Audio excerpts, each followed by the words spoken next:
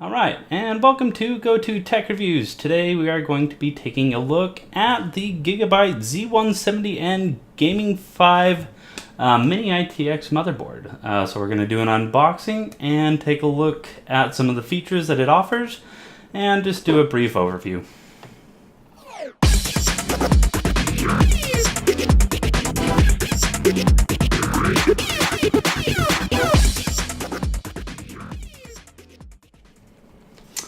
Alright, let's first take a look at the box on the outside. We've got the G1 Gaming logo there, the Intel Z170 chipset, so that's for the Skylake processors, so 6th generation Intel Core processors.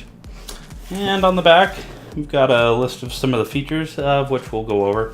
Got my handy dandy notebook here to help me get all the features down and make sure that we get everything covered. So let's start with the unboxing and see what we've got. So it's just a little teeny tiny box, Mini-ITX. I'm quickly becoming a fan of these Mini-ITX builds. So what we've got is the board in the anti-static bag. We'll set that off to the side.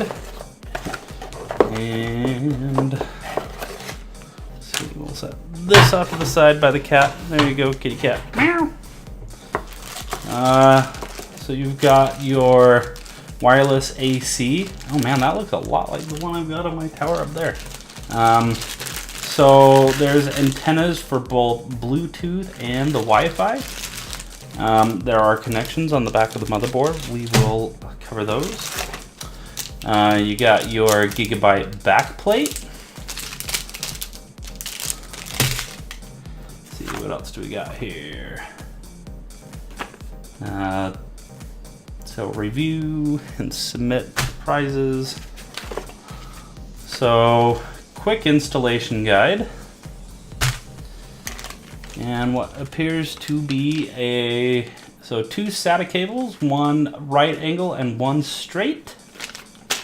Those are always handy. And I will note that they are kind of different. I'm used to them being a solid color. It's kind of a clear sheathing with kind of a metallic look. And what build would be without the guide? You know, even for first-time system builders, well, especially for first-time system builders, this is an absolute must. And even for experienced builders, you know, I've been building computers now for 18 years. This is still ultra valuable to have. I almost can't do a build without it. Just the locations, usually to find the location of different parts of the motherboard. But again, I keep this, do not throw it away. Now speaking of, oh, hello Siri. She must have thought I was talking to her. The discs that come along with them, you don't need them. There's a beautiful thing called the internet, and it will get you the latest drivers and cause less headaches. And then of course your Gigabyte G1 gaming sticker. Alright, so now that we've unboxed it, let's take it out of its anti-static bag here. Now, I'm not going to be able to do the build. Well, I'm going to ground myself here real quick. I'm not going to do the build. I don't have quite all the parts yet. But still wanted to go over it.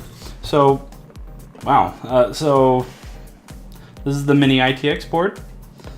There's quite a bit of weight to it, which is good. I mean, it's solid, good components. It looks like it is ready to go. So let's go over the back panel here. So we've got your standard PS2 connections, USB 3, a pair of those here, DVI, wireless and Bluetooth connections for the wireless adapter. HDMI out, USB 3.1 Type C, and then a USB 3.1 and a USB 3.0 killer Ethernet, and I believe this is 8.0 out on the audio out, and there is an SPDIF output there as well. So let's move over. Let's see, what else do we got here? So you've got a single PCIe 3 Gen 3 by 16 for a graphics card right here. It's got the metal shielding for extra support to prevent droop from your card. Let's see, so standard header cables here, USB 3 header. We've got two SATA 3 headers right here, and we have two SATA Express ports on the side, which gives us 4 independent SATA 3 connections, which gives us a total of 6 SATA 3 connections. Your standard ATX power input, your front header for your case, and then 2 DIMM slots for DDR4 up to 3,333 gigatransfers per second. Dual channel. Let's see, what else do we got? Am I missing anything? No, looks good. On top, we have some more headers for system and CPU fans. There's a debug port. Let's see what else. Oh, yeah, of course, the LGA 1151 socket for the Skylake processor. And we have our 8-pin CPU power connection here. So, I believe that covers a lot of what's going on here. So, I'm actually going to be putting this in the case that I unboxed earlier with the Thermaltake Core V21. I'm going to be putting the Intel Core i3-6100 processor in there. I plan on upgrading it later on. I'm not going to put a graphics card in it initially, and you're probably wondering, well, why did you get the Z170 chipset? The reason I got the Z170 chipset is because I wanted the faster RAM speeds. Typically, the faster overclocked RAM speeds for XMP profiles are going to be on the Z170 chipsets. So, and the reason I wanted the faster RAM was because I'm not going to have the graphics card initially, and I'm going to be using the Intel HD 530 graphics, which you can see me using on the 6700K in the video up here. So you can take a look at that video. But I wanted to give as much memory bandwidth to the Intel HD 530 on the Core i3. And we'll also do some benchmarking there.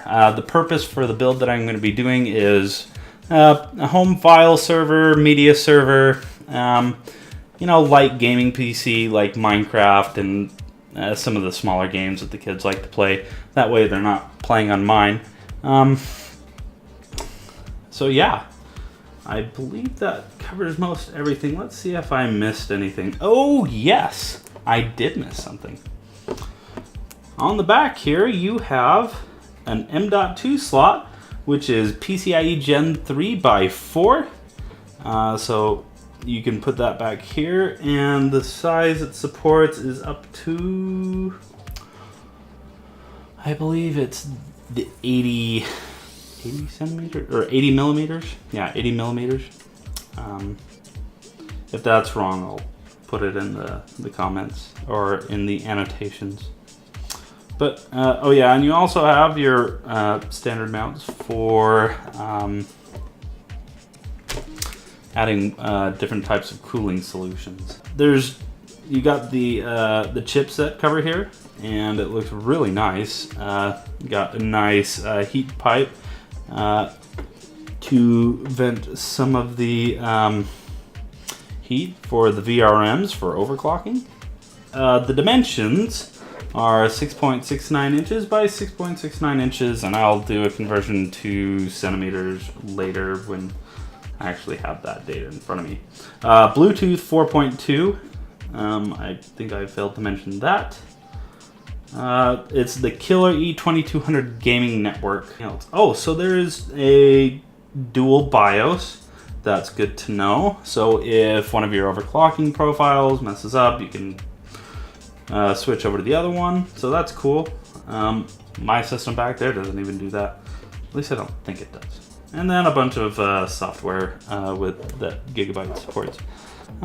So yeah, thanks for watching this unboxing and overview of the Gigabyte Z170N Gaming 5 G1 Gaming motherboard from Gigabyte. I really look forward to doing a build in this, and it should give me some good performance and in a nice small package.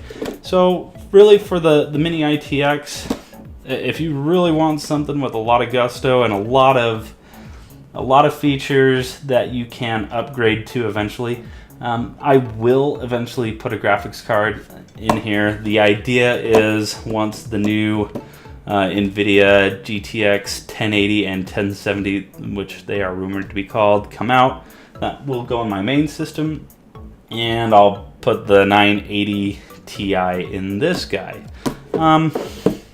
which is completely overkill, but I'm okay with that. So anyways, thanks for watching. If you like this video, give us a like, and if you haven't already, please subscribe. Again, we have content, new content every weekend, so stay tuned. Also, if you please use the Amazon affiliate link below. It helps the channel and helps us to grow and to cover great content, and to be able to do these tests for all you people out there in YouTube land. And I will catch you next week. Thanks for watching.